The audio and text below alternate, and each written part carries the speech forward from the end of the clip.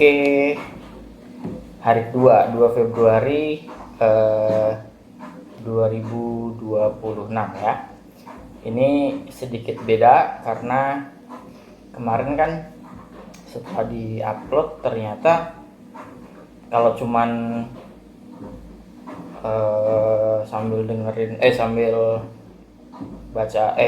sambil nonton film atau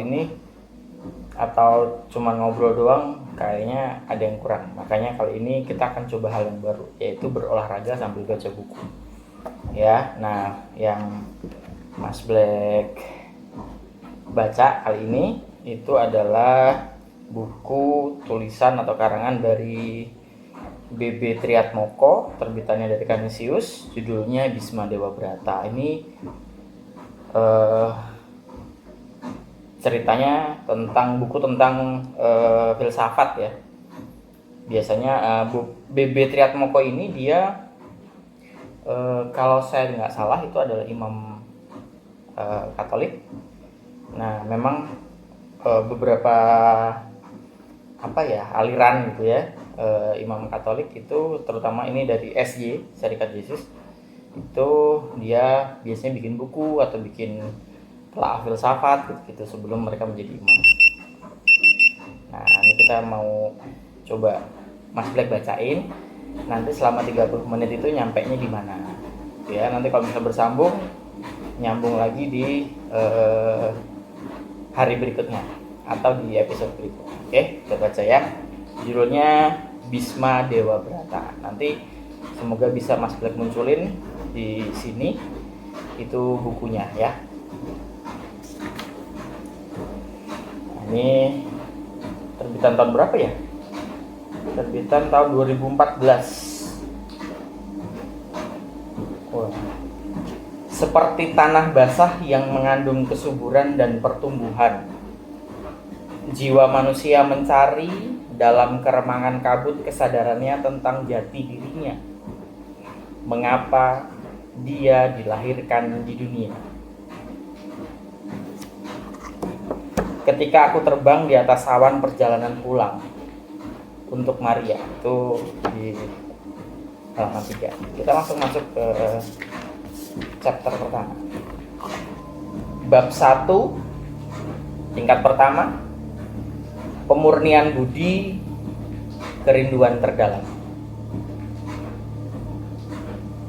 Kesadaran jiwa bisa membawa berkat atau kutuk bagi dirinya. Awal perjalanan adalah untuk membiarkan kerinduan jiwa akan makna mengarahkan seluruh kesadarannya. Kerinduan setiap jiwa adalah unik. Kita mencintai orang-orang yang berbeda, berlutut di depan altar yang berbeda, meratap di muka nisan yang berbeda.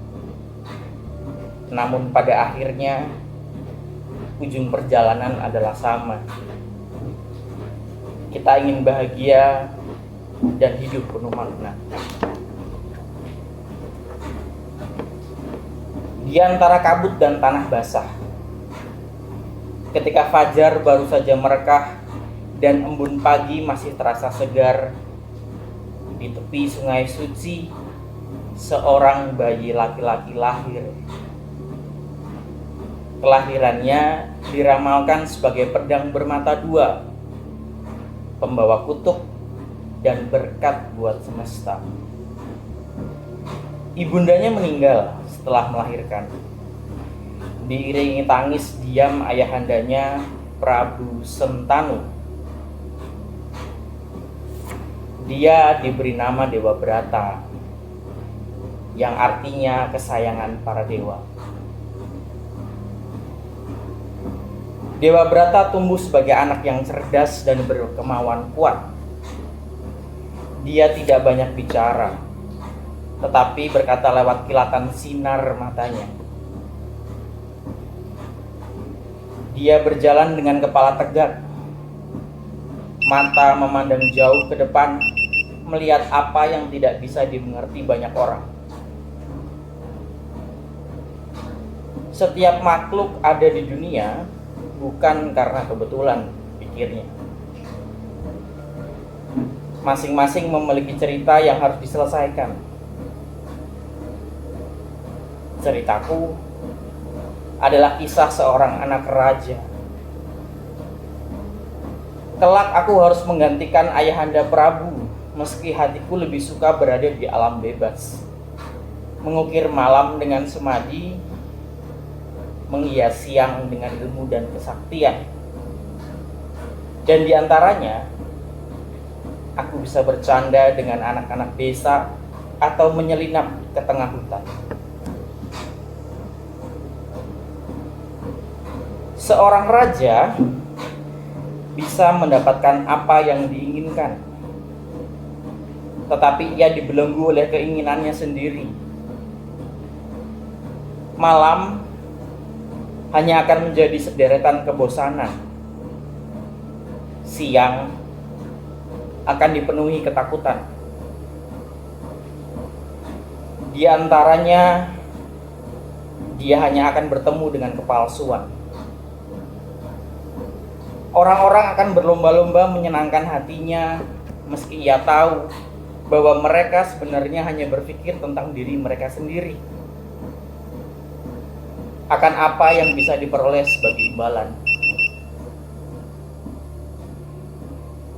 Aku tak ingin menjadi raja, katanya pada diri sendiri. Suatu malam bulan purnama, Dewa Brata bersemadi di tepi sungai kecil. Dia berharap bisa bertemu dengan ibundanya yang tidak pernah dikenalnya. Dia ingin bertanya mengapa ia dilahirkan sebagai seorang anak raja dan bukan sebagai anak petani biasa. Keheningan menyusup melalui desir angin di pucuk-pucuk pohon-pohon cemara. Permukaan sungai yang mengalir tenang memantulkan sinar rembulan yang berwarna kuning keemasan. Dewa Brata menunggu sebuah jawaban. Berjam-jam dia menanti dan tidak ada suara yang diharapkan. Hanya bunyi serangga yang ikut berpesta menikmati keindahan purnama dan gema suara dari dalam hatinya sendiri yang terus bertanya, mengapa? Di puncak semadinya, Dewa Brata tiba-tiba direnggut oleh sebuah kekuatan yang luar biasa dan dibawa melintasi batas ruang dan waktu ke masa depan. Secara gaib dia melihat bayangan-bayangan berkelebat. Beribu-ribu tentara dan pasukan berkuda saling menerjang dan menghancurkan. Sebuah perang besar yang menelan ribuan jiwa. Inilah perang saudara yang akan menjadi bagian dari hidupmu, desis sebuah suara. Sesama saudara akan saling bunuh dan menikam, membanjiri bumi dengan darah kebencian dan balas dendam. Bagaimana ini bisa terjadi? Tanya Dewa Brata dipenuhi kecemasan. Setiap manusia dilahirkan dengan kekuatan ilahi dalam dirinya. Tetapi terlalu banyak orang disilaukan oleh cahaya ilahi itu dan ingin menguasainya untuk dirinya sendiri. Mereka membuat benteng-benteng berkubu untuk memaksa kekuatan ilahi itu supaya tidak meninggalkan dirinya dan menyisakan kekosongan yang menyakitkan. Bukan kekosongan itu yang menghancurkan, tapi ketakutannya sendiri yang membelenggunya. Ketakutan itukah yang membuat mereka saling membunuh? Ketakutan itulah yang membutakan mereka, sehingga tidak lagi mengenal saudara. bahkan dirinya sendiri. Ibarat sebatang pohon yang mengayunkan kapak untuk menebas-nebas akar-akarnya. Itulah yang dilakukan manusia dengan ketakutannya. Cepat atau lambat, dia akan roboh di atas puing-puing buatannya sendiri.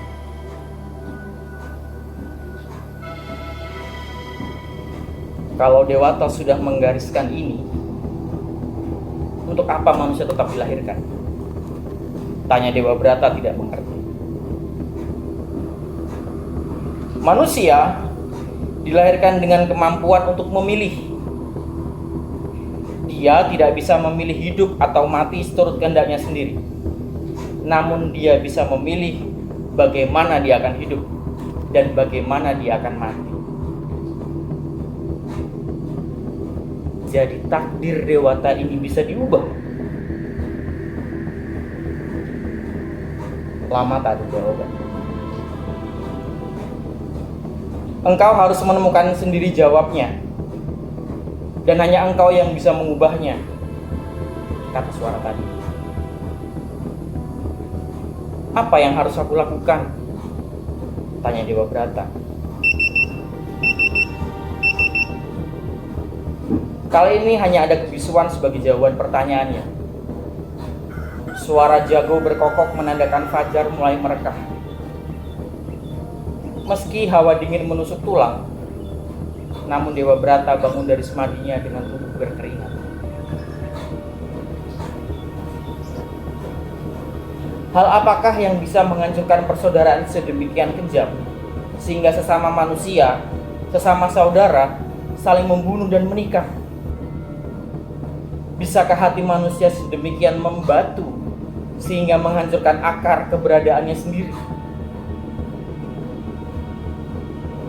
Pertanyaan-pertanyaan itu terlalu sulit baginya untuk dipecahkan. Dan dia harus menemukan jawabannya sendiri sebelum segalanya terlambat untuk diubah. Akan tetapi, siapakah dia sehingga bisa mengalihkan roda nasib yang sudah digariskan?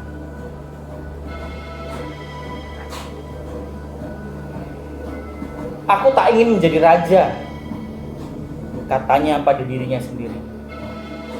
Barangkali dengan begitu, aku bisa mencegah keturunanku untuk tidak berebut kekuasaan, karena mereka tidak akan pernah ada.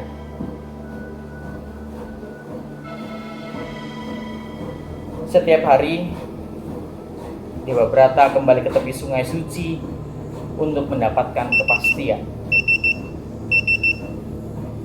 Namun betapapun kerasnya ia bersemadi, dia tidak mendapatkan lagi pewahyuan dari alam gaib.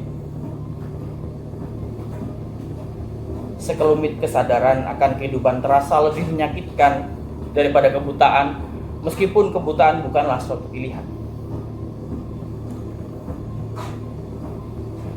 Orang bisa menutup mata, tetapi dia tidak bisa menghendaki untuk menjadi buta. Ibunda, beri aku petunjuk, desah Dewa Brata putus asa. Meski ia tidak pernah mengenal ibundanya, namun dia tahu bahwa aliran sungai kecil yang suci bisa membawa doanya naik ke surga, ke pangkuannya.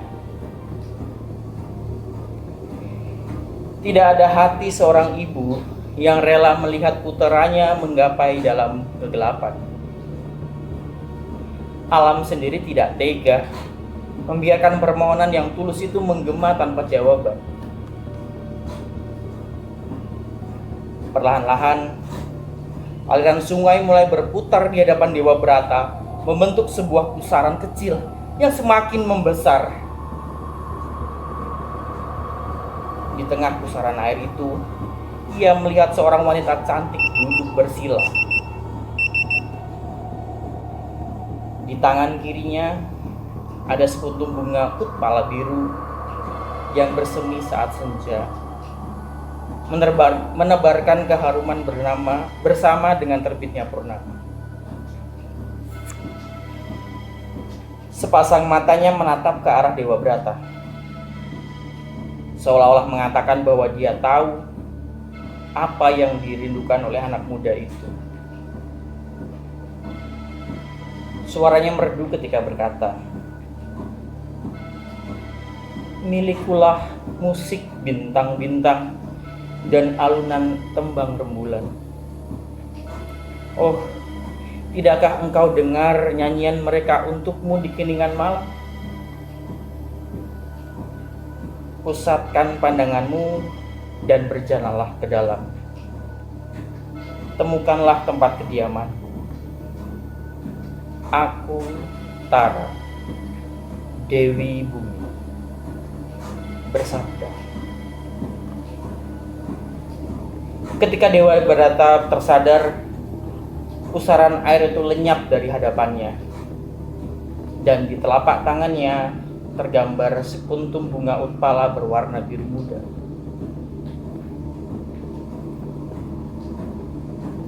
Aku harus menemukan kediaman Dewi Bumi, tekadnya.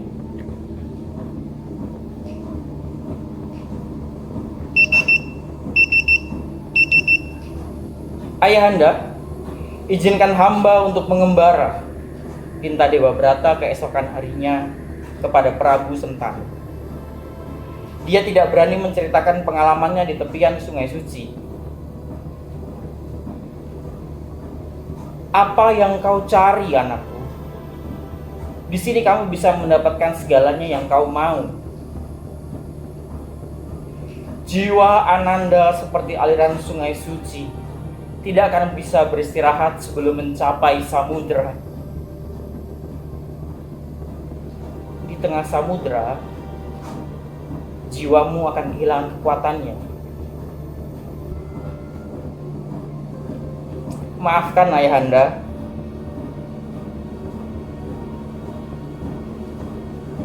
di tengah samudera, jiwa Ananda juga bisa menemukan kekuatannya yang tak terbatas." Prabu Sentanu terdiam. Dia menyadari bahwa tidak ada yang bisa menghalangi Dewa Brata apabila dia sudah menghendaki sesuatu. Dalam kehalusan tutur katanya tersembunyi kekerasan hatinya. Prabu Sentanu menghela napas panjang. Putranya mewarisi jiwanya. Di waktu mudanya, Prabu Sentanu juga mengembara, menjelajahi gunung dan bukit, mengunjungi negeri-negeri yang jauh, dan melihat lebih banyak daripada yang pernah dilihat orang di negerinya.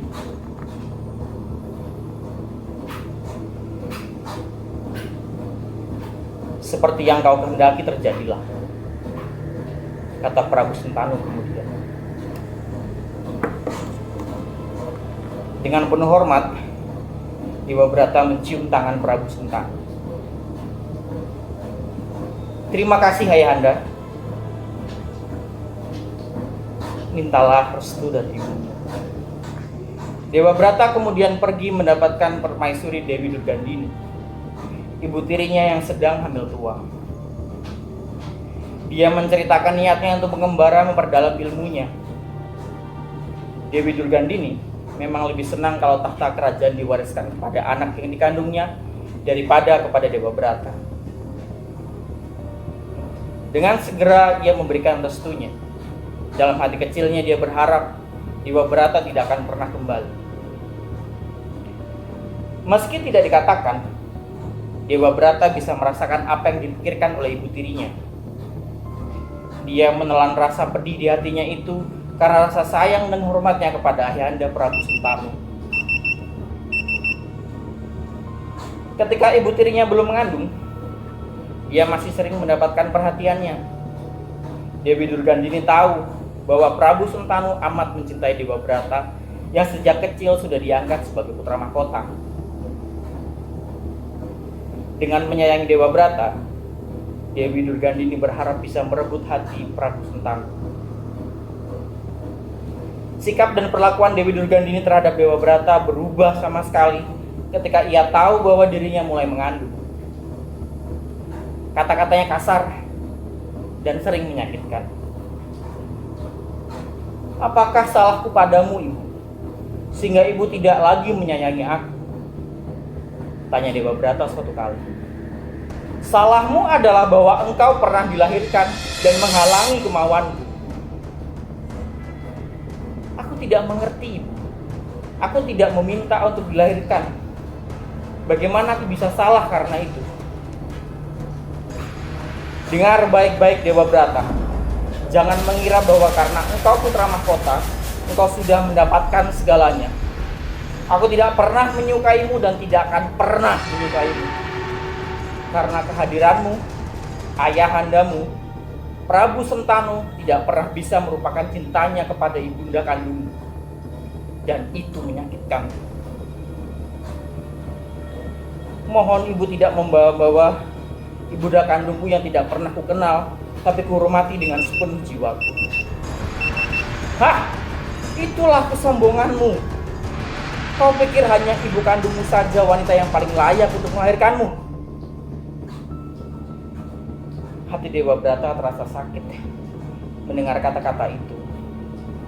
Tapi dia diam, tidak menjawab. Dia masih terlalu muda untuk memahami bahwa tidak semua wanita adalah seperti gambaran ibu kandungnya yang sering diceritakan oleh ayahandanya di waktu kecil.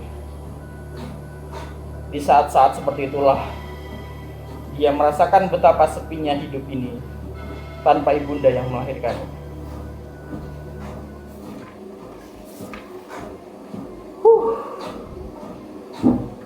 Baru sampai halaman 19 guys.